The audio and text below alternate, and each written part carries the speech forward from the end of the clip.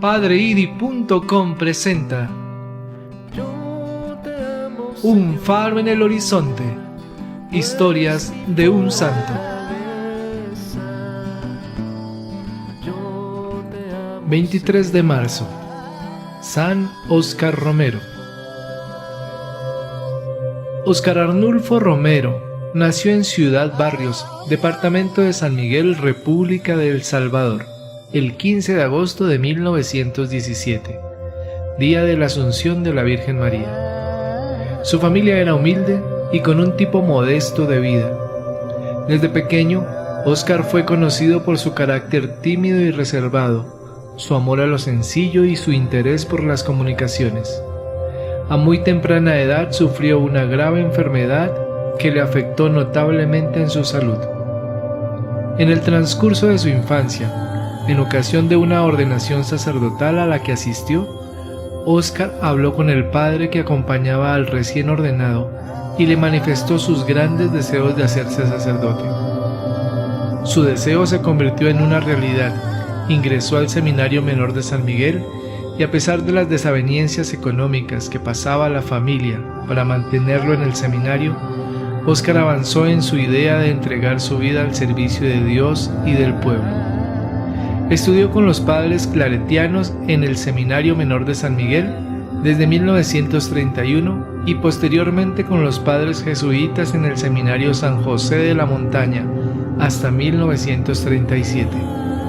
En el tiempo que estalló la Segunda Guerra Mundial, fue elegido para ir a estudiar a Roma y completar su formación sacerdotal, y seguramente su elección se debió a la integridad espiritual e inteligencia académica manifestada en el seminario. Fue ordenado sacerdote a la edad de 25 años en Roma, el 4 de abril de 1942. Continuó estudiando en Roma para completar su tesis de teología sobre los temas de ascética y mística, pero debido a la guerra, tuvo que regresar a El Salvador y abandonar la tesis que estaba a punto de concluir. Regresó al país en agosto de 1943. Su primera parroquia fue Anamorós, en el departamento de La Unión, pero poco tiempo después fue el llamado a San Miguel, donde realizó su labor pastoral durante aproximadamente 20 años. El padre Romero era un sacerdote sumamente caritativo y entregado. No aceptaba obsequios que no necesitara para su vida personal.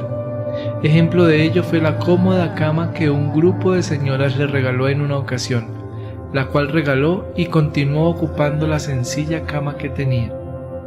Dada su amplia labor sacerdotal, fue elegido secretario de la Conferencia Episcopal de El Salvador y ocupó el mismo cargo en el Secretariado Episcopal de América Central.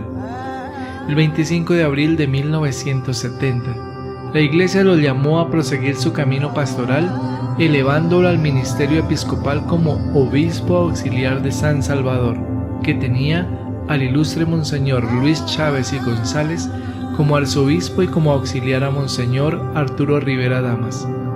Con ellos compartiría su desafío pastoral y en el día de su ordenación episcopal dejaba claro el lema de toda su vida: sentir con la Iglesia.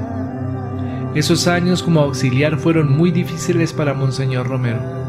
No se adaptaba a algunas líneas pastorales que se impulsaban en la arquidiócesis y además lo aturdía el difícil ambiente que se respiraba en la capital.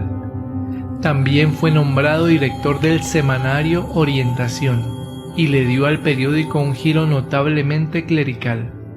Este giro le fue muy criticado por algunos sectores dentro de la misma iglesia, considerándolo un periódico sin opinión.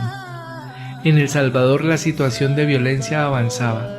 Con ello la iglesia se edificaba en contra de esa situación de dolor. Por tal motivo la persecución a la iglesia en todos sus sentidos comenzó a cobrar vida. Luego de muchos conflictos en la arquidiócesis, la sede vacante de la diócesis de Santiago de María fue su nuevo camino. El 15 de octubre de 1974 fue nombrado obispo de esa diócesis y el 14 de diciembre tomó posesión de la misma. Monseñor Romero se hizo cargo de la diócesis más joven de El Salvador en ese tiempo. En junio de 1975 se produjo el suceso de las Tres Calles, donde un grupo de campesinos que regresaban de un acto litúrgico fue asesinado sin compasión alguna, incluso a criaturas inocentes. El informe oficial hablaba de supuestos subversivos que estaban armados. Las armas no eran más que las Biblias de los campesinos que portaban bajo sus brazos. En ese momento los sacerdotes de la diócesis, sobre todo los jóvenes, pidieron a Monseñor Romero que hiciera una denuncia pública sobre el hecho y que acusara a las autoridades militares del siniestro. Monseñor Romero no había comprendido que detrás de las autoridades civiles y militares, detrás del mismo presidente de la República, Arturo Armando Molina, que era su amigo personal, había una estructura de terror que eliminaba de su paso a todo lo que le pareciera atentar los intereses de la patria, que no eran más que los intereses de los sectores pudientes de la nación. Monseñor Romero creía ilusamente en el gobierno. Este era su grave error. Poco a poco comenzó a enfrentarse a la dura realidad de la justicia social. Los amigos ricos que tenía eran los mismos que negaban un salario justo a los campesinos. Esto le empezó a incomodar. La situación de miseria estaba llegando muy lejos como para quedarse esperando una solución de los demás. La situación se agudizó y las relaciones entre el pueblo y el gobierno se fueron agrietando. En medio de ese ambiente de injusticia, violencia y temor, Monseñor Romero fue nombrado arzobispo de San Salvador el 3 de febrero de 1977 y tomó posesión el 22 del mismo mes, en una ceremonia muy sencilla. Tenía 59 años de edad y su nombramiento fue para muchos una gran sorpresa. El seguro candidato de la arquidiócesis era el auxiliar, por más de 18 años en la misma, Monseñor Arturo Rivera Damas. La lógica de Dios desconcierta a los hombres. El 12 de marzo de 1977 se dio la triste noticia del asesinato del padre Rutilio Grande, un sacerdote amplio, consciente, activo y sobre todo comprometido con la fe de su pueblo. La muerte de un amigo duele. Rutilio fue un buen amigo para Monseñor Romero y su muerte le dolió mucho. Un mártir dio vida a otro mártir. Su opción comenzó a dar frutos en la arquidiócesis. El clero se unió en torno al arzobispo. Los fieles sintieron el llamado y la protección de una iglesia que les pertenecía. La fe de los hombres se volvió en el arma que desafiaría a las cobardes armas del terror. La situación se complicó cada vez más. Un nuevo fraude electoral impuso al general Carlos Humberto Romero para la presidencia. Una propuesta generalizada se dejó escuchar en todo el ambiente. En el transcurso de su ministerio arzobispal, Monseñor Romero se convirtió en un implacable protector de la dignidad de los seres humanos, sobre todo de los más desposeídos. Esto lo llevaba a emprender una actitud de denuncia contra la violencia y sobre todo a enfrentar cara a cara a los regímenes del mal. Sus homilías se convirtieron en una cita obligatoria de todo el país cada domingo. Desde el púlpito iluminaba a la luz del Evangelio los acontecimientos del país y ofrecía rayos de esperanza para cambiar esa estructura de terror. Los primeros conflictos de Monseñor Romero surgieron a raíz de las marcadas oposiciones que su pastoral encontraba en los sectores económicamente poderosos del país y unido a ellos, toda la estructura gubernamental que alimentaba esa institucionalidad de la violencia en la sociedad salvadoreña. Sumado a ello, el descontento de las nacientes organizaciones político-militares de izquierda, quienes fueron duramente criticados por Monseñor Romero en varias ocasiones por sus actitudes idólatras y su empeño en conducir al país hacia una revolución. A raíz de su actitud de denuncia, Monseñor Romero comenzó a sufrir una campaña extremadamente agobiante contra su ministerio arzobispal, su opción pastoral y su personalidad misma.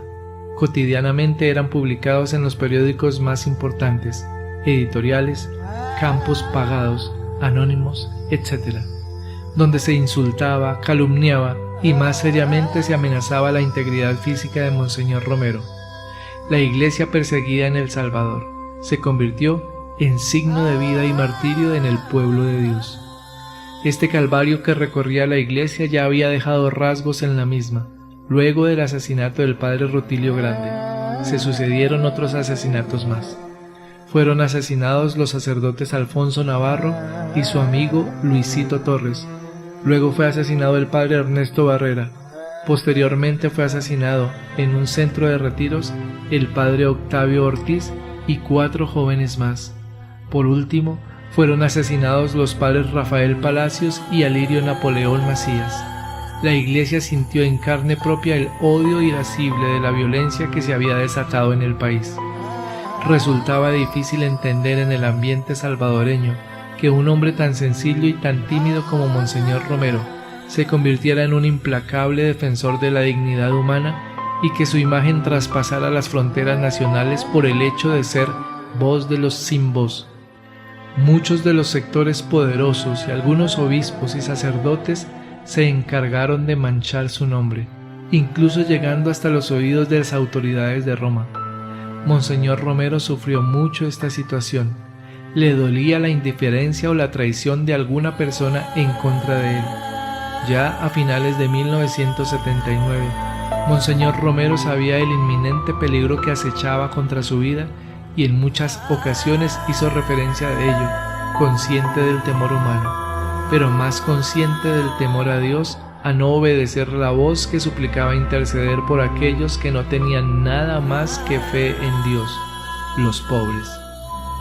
Uno de los hechos que comprobó el inminente peligro que acechaba sobre la vida de Monseñor Romero fue el frustrado atentado dinamitero en la Basílica del Sagrado Corazón de Jesús en febrero de 1980, el cual hubiera acabado con la vida de Monseñor Romero y de muchos fieles que se encontraban en el recinto de dicha basílica. El domingo 23 de marzo de 1980, Monseñor Romero pronunció su última homilía, la cual fue considerada por algunos como su sentencia de muerte debido a la dureza de su denuncia. En nombre de Dios y de este pueblo sufrido, les pido, les ruego, les ordeno en nombre de Dios, cese la represión. Ese 24 de marzo de 1980, Monseñor Óscar Arnulfo Romero Galdames fue asesinado de un certero disparo, aproximadamente a las 6:25 de la tarde, mientras oficiaba la Eucaristía en la capilla del Hospital La Divina Providencia, exactamente al momento de preparar la mesa para recibir el cuerpo de Jesús. Fue enterrado el 30 de marzo, y sus funerales fueron una manifestación popular de compañía.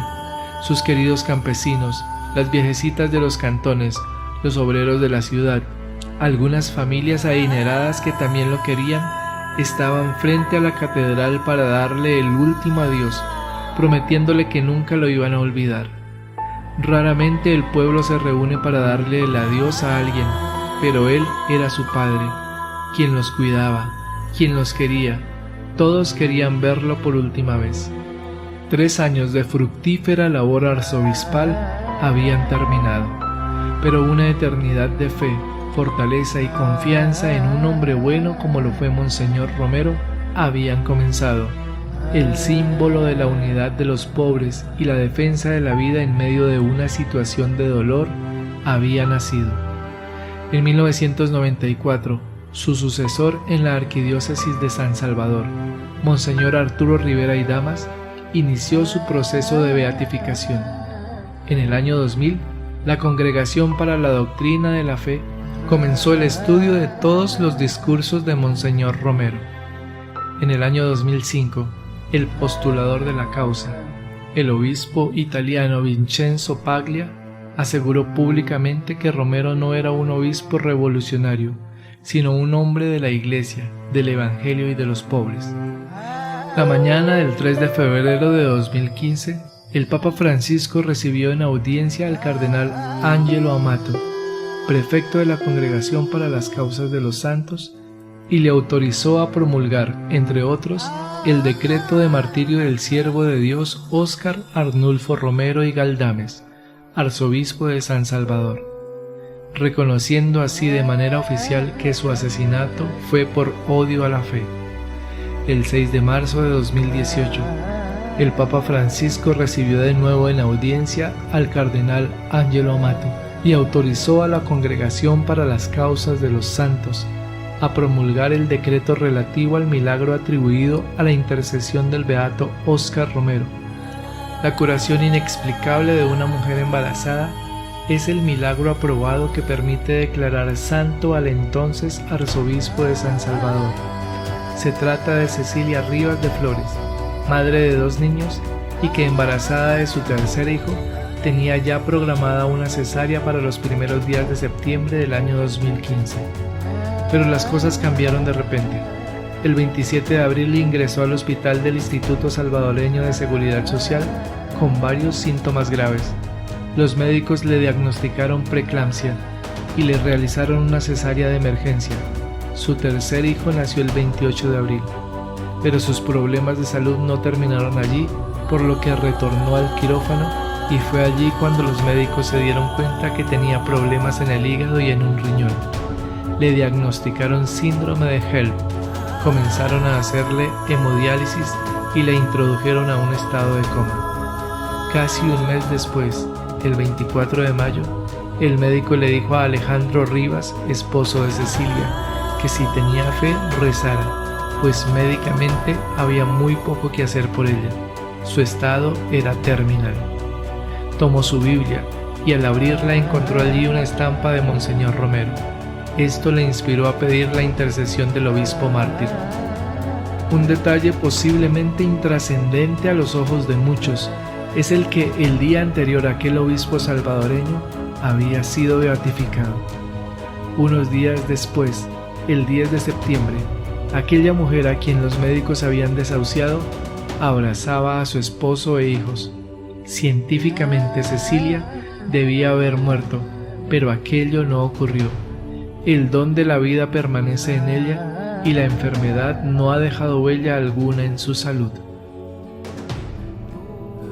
Gloria al Padre, y al Hijo, y al Espíritu Santo, como era en el principio, ahora y siempre, por los siglos de los siglos. Amén.